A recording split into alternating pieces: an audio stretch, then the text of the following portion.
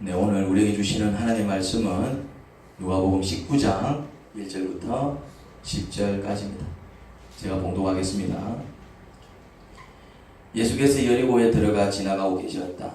삭개오라고 하는 사람이 거기에 있었다. 그는 세관장이고 부자였다. 삭개오는 예수가 어떤 사람인지를 보려고 했었으나 무리에게 가려서 예수를 볼 수 없었다. 그는 키가 작기 때문이었다. 그래서 그는 예수를 보려고 앞서 달려가서 뽕나무에 올라갔다. 예수께서 거기를 지나가실 것이기 때문이었다.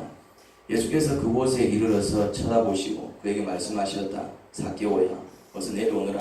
오늘은 내가 네 집에서 묵어야게 했다. 그러자 삭개오는 얼른 내려와서 기뻐하면서 예수를 모셔 드렸다. 그런데 사람들이 이것을 보고서 모두 수군거리며 말하였다. 그가 죄인의 집에 묵으려고 들어갔다. 삭개오가 일어서서 주님께 말하였다. 주님, 보십시오. 내 소유의 절반을 가난한 사람들에게 주겠습니다. 또 내가 누구에게서 강제로 빼앗은 것이 있으면 네 배로 하여 갚아주겠습니다. 예수께서 그에게 말씀하셨다. 오늘 구원이 이 집에 이르렀다. 이 사람은 아브라함의 자손이다. 인자는 이런 것을 찾아 구원하러 왔다. 아멘. 예수님께서 여리고성을 지나가고 계셨습니다. 예수님은 이미 유명 인사가 되어 있었기 때문에 어디를 가든 인파가 몰려들었습니다. 여리고성에서도 아니나 다를까 예수님께서 지나가신다는 소문이 나니 그 예수님을 한번 보려고 인파가 몰려들었습니다. 여리고성에 삭개오라는 사람이 살고 있었습니다. 그는 세리장이었습니다. 그 당시 세리장은 엄청난 부자였습니다. 하지만 세리장은 동족에게 죄인 중에 죄인 취급을 당하던 사람이었습니다. 오늘날의 세무서장은 많은 이들이 그 자리에 오르지 못해서 안달이죠. 세무서장은 4급 공무원에 해당하기 때문에 일반 사람들보다는 더 좋은 형편 속에서 잘 살고 잘 먹고 그럴 뿐만 아니라 많은 이들에게 부러움을 사는 자리입니다. 하지만 예수님 시대의 세리장과 오늘날의 세무서장은 비슷한 일을 하는 사람처럼 보여도 개념이 완전히 다릅니다. 예수님 시대는 로마 제국 시대였습니다. 로마가 온 세계를 지배하고 다스리고 있을 때였습니다. 로마의 지배하에 있던 소국이 엄청나게 많았지요. 문제는 각 나라로부터 세금을 거두는 것이 만만한 작업이 아니었습니다. 오늘날처럼 전산 처리가 되는 시대도 아니고 사람이 돌아다니며 일일이 세금을 거두고 그것을 손으로 표기하던 시대인데 로마인들이 전 세계를 돌면서 해마다 세금을 그렇게 거두는 게 현실적으로 불가능했습니다. 그래서 로마인들이 썼던 방법이 뭐냐면 세금 징수권을 판매하는 것이었습니다. 예를 들어서 여리고성에서 거둘 세금이 두당 얼마씩 계산해서 10억이라고 하면 그 지역 사람에게 10억을 받고 그 지역에서 세금을 거둘 수 있는 권리를 보장하는 세금 징수권을 판 것입니다. 세금 징수권을 구매한 사람은 뭐가 될까요? 그 사람이 세리장이 되는 것입니다. 그러면 개인적으로 세리를 고용해서 세금을 거두는 것이죠. 그래서 세리장은 로마인을 대신해서 동족에게 세금을 거두었습니다. 그러면 보겠습니다. 10억을 주고 세금 징수권을 구매한 사람은 세금을 얼마 거두겠습니까? 분명 10억보다는 더 많이 거두었을 것입니다. 그리고 로마도 세리장이 세금을 얼마를 거두든 상관하지 않았습니다. 오히려 군사를 붙여서 세금을 내지 않는 사람은 엄중하게 처리했습니다. 그러니 세리장은 로마의 권세를 등에 업고 자기 입맛대로 세금을 거둔 것입니다. 그러니 세리장은 부자였습니다. 그것도 그냥 부자가 아니라 엄청난 부자라고 보면 됩니다. 하지만 동족에게는 어떤 대우를 받았겠습니까? 동족의 피를 빨아먹던 로마 앞잡이로 왔을 것이겠죠. 그리고 죄인 중에 죄인으로 봤을 것입니다. 그래서 성경은 세리 혹은 세리장을 항상 뭐로 불렀다고요? 죄인이라고 불러요. 죄인이라고. 저 죽일 죄인 이렇게 불렀다 이 말이죠. 6절에서 예수님께서 삭개오에게 오늘 내가 네 집에 묵어야겠다고 하실 때 7절에서 사람들이 이렇게 수군거립니다. 그가 죄인의 집에 묵으려고 들어가는데 이렇게 얘기합니다. 저 사람이 세리장 집에 들어가는구나 이렇게 얘기하는 게 아니고 그래도 뭐 좀 돈 있는 집에 들어가네 이렇게 얘기를 한 게 아니고 뭐라고 얘기했다고요? 저가 죄인 집에 묵으려고 들어가는구나 이렇게 수긍을 했다니까요. 어떻게 예수님같이 고귀하신 분이 죄인 중의 죄인 집에서 하룻밤을 보낼 수 있냐는 것이죠. 예수님께서 그 인간이 어떤 인간인 줄 아시고 그 집에서 묵겠다고 하신 건지 그들은 좀 채 이해하기 힘들었던 것입니다. 그런데 그런 삭개오도 예수님을 보겠다고 그리고 나온 거예요. 그런데 그는 키가 작았습니다. 사람들에게 가려서 도저히 앞을 볼 수 없었습니다. 그래서 그는 나무 위로 올라가서 나무 위에서 그 아래로 지나가신 예수님을 지켜볼 생각이었죠. 삭개오는 키가 작았지만 나무 위에서 예수님을 내려다 보았기에 잘 볼 수 있었습니다. 그리고 예수님도 그 삭개오가 잘 보였을 것입니다. 나무에 매달려 있으니 누구보다도 그는 예수님 눈에 띄었겠죠. 그리고 예수님께서 뜻밖의 말씀을 하십니다. 삭개오 집에 하룻밤을 묵겠다고 하신 것이지요. 삭개오는 정말 놀랐을 것입니다. 왜냐? 전혀 기대하지 못한 일이었을 테니까요. 그런데 예수님을 집에 모신 삭개오의 반응이 더 놀랍습니다. 그 반응이 이래요. 8절입니다. 삭개오가 주님께 이렇게 말하죠. 기쁜 마음으로 주님을 자기 집으로 모셔 드려서 뭐라고 얘기하느냐면은 8절에서 주님 보십시오. 내 소유의 절반을 가난한 사람들에게 주겠습니다. 또 내가 누구에게서 강제로 빼앗은 것이 있으면 4배로 하여 갚아 주겠습니다. 라고 하죠. 삭개오는 앞서 말씀드렸지만 어떤 사람이었다고요? 엄청난 부자였습니다. 죄인도 맞고요. 엄청난 부자였습니다. 그러면 재산의 절반이어도 절대 그 양이 적은 양이 아닙니다. 그 사람은 그냥 부자가 아니라 엄청난 부자이기 때문에 그 사람의 재산 절반이어도 그 절반의 양이 절대 적은 양이 아니었을 것입니다. 그리고 그는 직업이 뭐였다고요? 세리장이었습니다. 세금을 거두는 사람이었습니다. 그러면은 세금을 거둘 때에 돈이 없다고 봐줬을 리 만무할 것입니다. 내일 돈이 없으면 어떻게 했겠습니까? 돈 될 만한 것은 뭐든 강제로 다 빼앗아 왔을 것입니다. 그렇게 세금을 거두지 않았겠습니까? 그래서 동족들에게 죄인 중에 죄인이라는 소리를 들었겠죠. 그렇게 빼앗은 것을 4배로 갚아주고 나면 아마 그는 그의 모든 재산을 가난한 자들과 강제로 빼앗은 자들에게 나눠줘야 했을 겁니다. 그런데 더 놀라운 사실은 예수님께서 삭개오에게 그렇게 하라고 하신 게 아닙니다. 예수님께서 삭개오한테 무슨 말을 하신 게 아니에요. 삭개오가 스스로 그렇게 말을 한 거예요. 시키지도 않았는데 스스로 그가 그렇게 하겠다고 한 거예요. 참으로 놀라운 일이죠. 아니 왜요? 그가 왜 그랬을까? 그는 돈만 벌 수 있다면 민족도 팔 수 있던 자였습니다.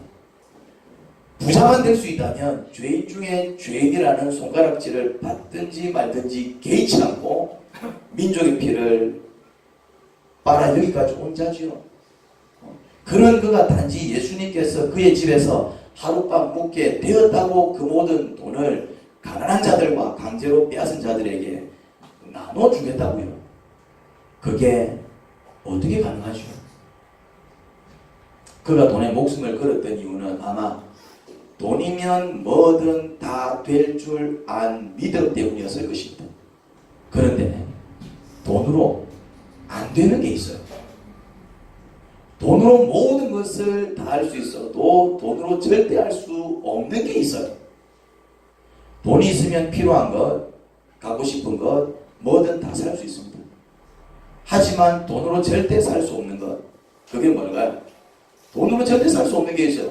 돈으로 필요한 것, 갖고 싶은 것, 뭐든 다 살 수 있지만 돈으로 절대 살 수 없는 게 있습니다. 그게 뭐냐면 바로 사람의 마음입니다. 마음만큼은 돈으로 필요한 것을 채울 수가 없어요. 여러분, 마음 밖은 얼마든지 돈으로 채울 수 있습니다. 좋은 집에서 살고 싶다. 그러면은 돈으로 좋은 집을 사면 됩니다. 돈 없으면 돈을 열심히 벌어가지고 그 돈으로 좋은 집을 사면 된다니까요. 내가 좋은 차를 타고 싶어. 어떻게 하면 된다고요? 돈으로 좋은 차를 사면 돼요. 돈 없으면 정말 쇠가 빠지기 위해서 돈 벌어서 그 차를 사면 된다 이 말이죠. 해외여행을 가고 싶다. 그러면은 돈 주고 여행 다녀오면 됩니다. 하지만 마음은 돈으로 원하는 것을 채울 수가 없습니다. 여러분, 행복해지고 싶다. 내가 행복해지고 싶어. 돈으로 자기 마음을 행복으로 채울 수 있던가요? 내가 화목해지고 싶어. 내가 사람들과 화목해지고 싶어. 내가 이제 아이들과 화목하게 지내고 싶어. 내가 이제 가족과 화목하게 지내고 싶어. 내가 사람들과 화목하게 지내고 싶어. 그렇다고 해서 돈으로 자기 마음을 그 관계 속에 화목을 채울 수 있던가요? 그러면 돈 많은 사람들은 다 행복해야지. 돈 많은 사람들은 다 화목하게 살아야지요. 돈 많은 사람들은 늘 웃으며 살아야지. 그런데 돈 많은 사람들 중에 그 반대로 살고 있는 사람들이 참 많아요. 삭개오가 바로 그런 사람이었습니다. 여러분, 좋은 아파트에 살면서 왜 불행하죠? 좋은 직장에 다니면서 왜 불행하죠? 좋은 대학에 들어가는데 왜 불행하죠? 남들은 쉽게 가질 수 없는 액수의 돈을 가지고 있으면 없는 사람들보다는 잘 살아야 될 거 아니에요? 그런데 왜 불행하죠? 왜 힘들게 사냐고요? 이유는 이것입니다. 행복은 돈으로 살 수 있는 게 아니기 때문에 그렇습니다. 그러면 행복은 도대체 어떻게 얻을 수 있을까요? 어떻게 그런 행복을 얻을 수 있냐? 행복은요, 좋은 관계를 통해서 얻을 수 있습니다. 여러분, 건강한 사람이 행복할까요? 아니면 몸이 아파서 평생 병원에 누워있는 사람이 행복할까요? 몸이 건강해서 사진 멀쩡한 사람이 행복할까요? 아니면 몸이 아파가지고 평생 병원에 누워 지내는 사람이 행복할까요? 누가 행복할 것 같아요? 잘 모르겠습니까? 누가 행복할 것 같아요? 사진 멀쩡한 사람이 행복할 것 같아요? 아니면 몸이 아파서 평생 병원에 누워있는 사람이 행복할까요? 도찐개찐이라고. 자, 보겠습니다. 아무리 건강해도 아내와 이혼하고 아이들은 아빠를 싫어해서 나가 살고 믿고 이야기 나눌 만한 친구 한 사람 없는 사람, 이 사람 행복할까요? 불행할까요? 자, 보겠습니다. 현대의학으로는 절대 고칠 수 없는 질병에 걸려 평생 누워 지내야 하는 형편입니다. 그런 형편이어도 저녁만 되면 직장을 마치고 다른 데 가지 않고 병원에 와서 아내의 손을 잡아주며 아주 드라마 같은 이야기가 될 수 있겠지만 나는 평생 너만 사랑할 거야. 그러니 딴 생각하지 말고 약 잘 먹고 건강이 더 나빠지지 않도록 힘써.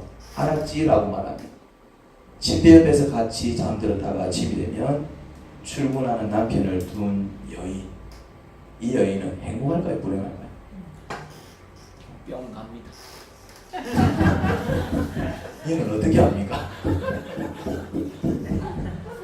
여러분, 부모가 돈을 잘 벌고 원하는 것은 뭐든 다 사주는 아이들이 행복할 것 같습니까? 아니면 부모가 버는 게 시원찮아서 꼭 필요한 것도 사줄 돈이 없어서 어디서 얻어서 겨우 구해주는 아이들이 행복할 것 같습니까? 이 두 번째 경우를 얘기하니까 우리 아이들 많이 생각나죠. 누가 더 행복할 것 같아요? 한번 보겠습니다. 아빠는 돈은 잘 벌지만 그 돈 번다고 집에도 잘 못 들어오고 밤이고 낮이고 어디를 뛰어다니는지. 엄마는요, 남편이 벌어다 준 돈 쓰고 다닌다고 바빠 집에 식모며 부모를 들여 아이에게 필요한 것은 다 채워줘도 늘 엄마 아빠 없는 집에서 혼자 시간 보내는 것도 하루 이틀, 주로 친구 집에서 자는 것을 더 좋아하는 아이. 이 아이는 행복할까요? 불행할까요? 반면에 가난한 집이어도 아빠 사랑, 엄마 사랑 듬뿍 받고 사는 아이는 분명히 불편한 삶을 살 것입니다. 가난하면은 사는 게 불편할 수밖에 없습니다. 그렇지 않겠습니까? 자가용 끌고 다니는 게 편합니까? 아니면 버스 타고 다니는 게 편합니까? 가난한 불편해요, 사실은. 집에 이것저것 뭐 김치 냉장고면 뭐 좋은 시설 갖추고 사는 게 편해요. 아니면 이것저것 살 돈이 없어서 그냥 손으로 일일이 다 살림살이를 해야 되는 사람이 편하겠어요. 분명히 가난하면 불편하게 삽니다. 그럼에도 불구하고 그렇게 아빠 사랑, 엄마 사랑 듬뿍 받고 사는 아이는 좀 불편한 삶은 살아도, 아니 많이 불편하게는 살아도 그는 행복할까요? 불행할까요? 여러분, 행복은요 좋은 관계를 통해서 하는 것입니다. 여러분이 지금 불행하다면 돈이 없어서 불행한 게 아니라니까요. 여러분들이 지금 힘들게 살고 있다면 사는 집이 시원찮아서 불행한 게 아니라니까요. 여러분들이 지금 힘들고 아프고 고통스럽고 괴롭게 살아간다면 남들은 다 가졌지만은 여러분들은 그만큼 못 가져서 불행한 게 아니에요. 관계 맺기에서 실패하고 있기 때문에 불행한 것입니다. 배우자와 관계가 썩 좋지 않을 것입니다. 그래서 사는 게 힘들어요. 자녀들과 관계가 썩 좋지 않을 것입니다. 그래서 아픈 거예요. 부모와 관계가 썩 좋지 않을 것입니다. 그래서 괴롭다니까요. 친하던 친구와 어떤 일로 싸우고 요즘은 연락을 끊고 있을 겁니다. 그래서 외로운 거예요. 모든 사람들과 다 잘 지내도 잘 지내지 못하는 한 사람과의 관계 때문에 우리가 마음고생한다 이 말입니다. 그러면 사개오는 왜 관계 맺기 실패했을까요? 사개오는 관계 맺기 실패한 전형적인 사람입니다. 그는 왜 관계 맺기 실패했을까요? 이유는 이것입니다. 사랑하면 안 될 것을 사랑하고 정작 사랑해야 할 사람을 사랑하지 못했습니다. 그게 사개오가 관계 맺기 실패한 이유입니다. 사랑하면 안 될 것을 사랑하고 정작 사랑해야 할 사람을 사랑하지 못했었지요. 여러분, 좋은 대학을 가기 위해서 기도해야 합니다. 우리 방현주 자매를 위해서 기도를 많이 해주시기 바랍니다. 지금 입시가 코앞입니다. 그런데도 말이지 주일마다 이렇게 꼬박꼬박 나오는 게 쉬운 일이 아닙니다. 한번 그리스도인이 되어보겠다고 기도를 많이 해주시기 바랍니다. 어디? 인제대? 고신대? 그리고 어디? 진주 경상대. 인제대 간호학과, 고신대 간호학과, 진주 경상대 간호학과. 간호학과 선배가 저 집사님 딸님, 마찬가지 인제대 간호학과, 고신대 간호학과, 그래서 고신대 간호학과 이제 장애들은 기도를 많이 해주시기 바랍니다. 하지만 좋은 대학을 가기 위해서 기도해야 하지만 이 기도 제목은 금식까지 하면서 기도해야 하는 기도 제목은 아닙니다. 좋은 집에서 살고 싶으면 기도할 수 있겠죠. 하지만 금식까지 하면서 기도해야 하는 제목은 아니에요. 여러분, 좋은 직장을 얻으려면 기도해야겠죠. 승진하기 위해서 기도해야 할 것입니다. 하지만 그 기도도 금식까지 하면서 기도할 만한 기도 제목은 아닙니다. 하지만 배우자와 관계가 좋지 않다면 목숨 걸고 기도하셔야 됩니다. 금식이 아니라 철야까지 불사하며 기도하셔야 됩니다. 만약 자녀 혹은 부모와 관계가 좋지 않다면 목숨 걸고 기도하셔야 됩니다. 만약 형제 자매 혹은 늘 친하게 지내던 친구, 직장 동료와 등을 쥐고 있다면 그는 목숨 걸고 기도하셔야 됩니다. 왜냐하면 그 문제를 해결하지 못하면 그 문제가 해결될 때까지 여러분들은 고통과 아픔을 겪게 될 것입니다. 여러분, 내가 원하는 대학이 있습니다. 좋은 성적을 거두어서 합격할 수도 있지만 또 떨어질 수도 있잖아요. 떨어지면 괴롭습니다. 그렇죠? 그런데요, 대학에 떨어져서 당하는 고통은 잠시입니다. 내가 원하는 직장이 있습니다. 가고 싶지. 가면 좋지. 근데 떨어질 수도 있어요. 그래서 내가 원하지 않는 직장에 가야 되는 경우도 있어요. 그래서 기분이 나빠요. 마음이 상합니다. 낙심됩니다. 세상 사람들한테 환장하겠죠. 그런데요, 그 고통은 잠시입니다. 잠시라고. 시간이 지나면 잊혀지고 또 다른 좋은 일들이 생겼을 때에 얼마든지 감사할 수 있는 사건입니다. 그런데요, 부모와 관계가 좋지 않으면 그 관계가 회복이 될 때까지 고통스러울 것입니다. 자녀와 등지고 산다면 그 관계가 회복될 때까지 절대로 마음 편히 살 수 없을 것입니다. 만약에 죽을 때까지 그 관계가 회복되지 않으면 죽을 때 편안하게 눈 감지 못할 것입니다.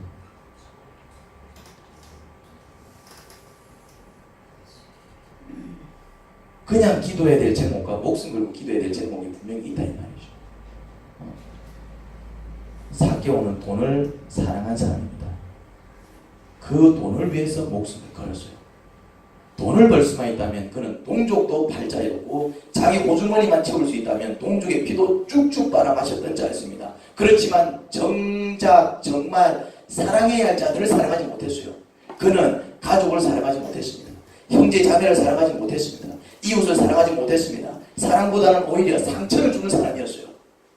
그러니 그의 곁에는 아무도 없었습니다. 가족도 그를 떠났습니다. 형제 자매도 그를 외면했고요. 이웃들은 말할 것도 없고 그는 어떤 대우를 받았다고요? 돈은 많았지만 모든 사람들한테 어떤 대우를 받았다고요? 죄인 중에 죄인. 그는 외로움에 사무쳤어요. 그런 그에게 아무런 사심 없이 처음으로 자기 집을 찾아주신 분이 계셨어요. 그분이 누구지요? 그분이 바로 예수님이셨습니다. 그는 이제 이 예수님만은 절대로 놓치고 싶지 않았습니다. 이 예수님마저 놓쳐버리면 자기는 이 비참한 지경에서 다시는 헤어나올 수 없다고 여겼습니다. 지금까지 인생을 잘못 살아 다른 모든 사람들은 다 놓쳤지만 사랑하면 안 될 것을 사랑하고 정작 사랑하고 붙들어야 할 자들을 사랑하지 못하고 그들을 붙들지 못해서 그래서 다른 모든 사람들은 다 놓쳤지만 이 예수님만큼은 절대 놓칠 수 없었어요. 하나님께서 그에게 주신 누군가와 관계를 맺을 수 있는 마지막 기회라 여기고 그는 그 예수님을 붙들고 싶었습니다. 이 예수님께서 좋아하시는 게 뭘까? 내가 뭘 하면 이분한테 내가 인정을 받고 이분을 평생 내 옆에 모실 수 있을까? 그렇지. 이분은 가난한 자들을 돌보시고 불쌍한 자들에게 사랑을 베풀어 주시는 분이시지. 그러면 내 재산을 팔아서 가난한 자들, 불쌍한 자들에게 나눠주면 나를 내치지 않고 나와 평생 함께 해주시지 않을까? 예수님은 그냥 그의 집에 들어갔을 뿐인데 예수님 그냥 그의 집에 들어갔을 뿐이에요. 가서 설교를 한 것도 아니에요. 가서 뭐라 충격 공면한 것도 아니에요. 야, 니 이래 살면 안 돼. 그러니까 사람들한테 죄인 취급당하지. 니 힘들잖아. 이제는 똑바로 한번 살아봐. 그런 말씀을 한 게 아니었다니까요. 그냥 그 집에 들어갔을 뿐이에요. 하룻밤 묵으려고. 딱히 무슨 말씀을 하신 것도 아닌데 8절에서 삭개오가 그냥 이렇게 얘기해요. 주님 보십시오. 내 소유의 절반을 가난한 사람들에게 주겠습니다. 또 내가 누구에게 강제로 빼앗은 것이 있으면 4배로 하여 갚아주겠습니다. 라고 하지요. 그에게 예수님께서 이렇게 말씀하십니다. 9절입니다. 오늘 구원이 이 집에 이르렀다. 이 사람도 아브라함의 자손이다 라고 하죠. 그는 구원을 기대한 게 아닙니다. 그는 구원을 기대한 게 아니라니까요. 자기가 자기 자신을 몰랐겠습니까? 그냥 예수님만을 놓치고 싶지 않았습니다.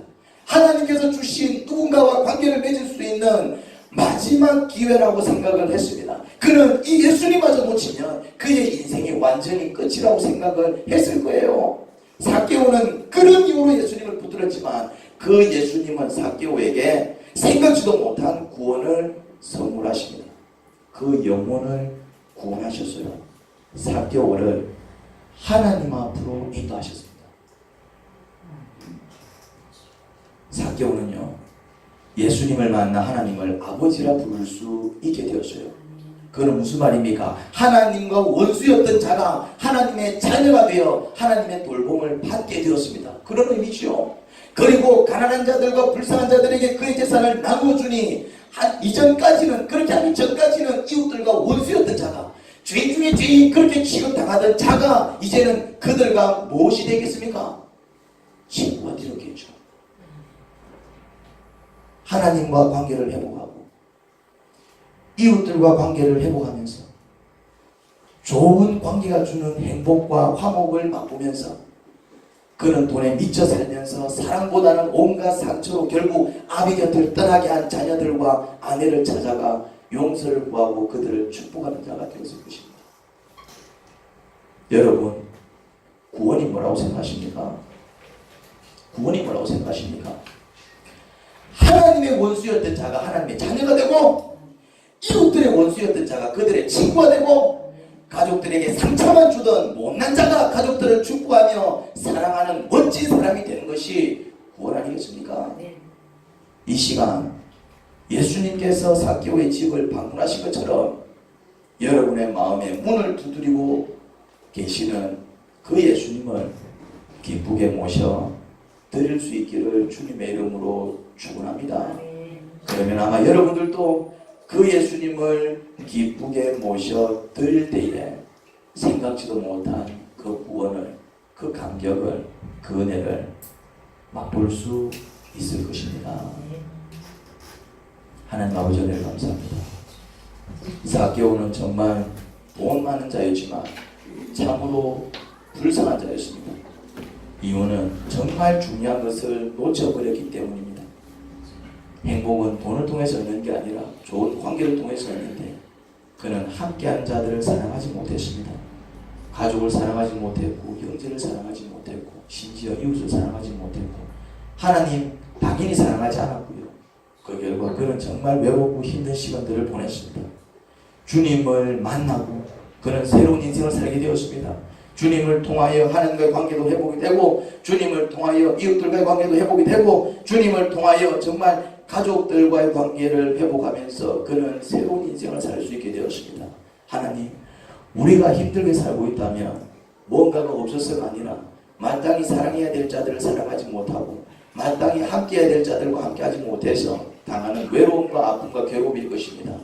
하나님, 우리의 비뚤어진 인격을 바로 세워주시고 우리의 상한 마음과 정말 엉뚱한 곳에서 헤매는 이 방황하는 마음을 바로 잡아주셔서 이제는 주님을 모셔드리고 바른 관계를 회복해 나가는 그런 자들이 될 수 있기를 간절히 소원합니다. 하나님, 우리 가운데에 은혜를 내려주시옵소서. 하늘의 복을 더하여 주옵소서. 예수님 이름으로 기도합니다. 아멘.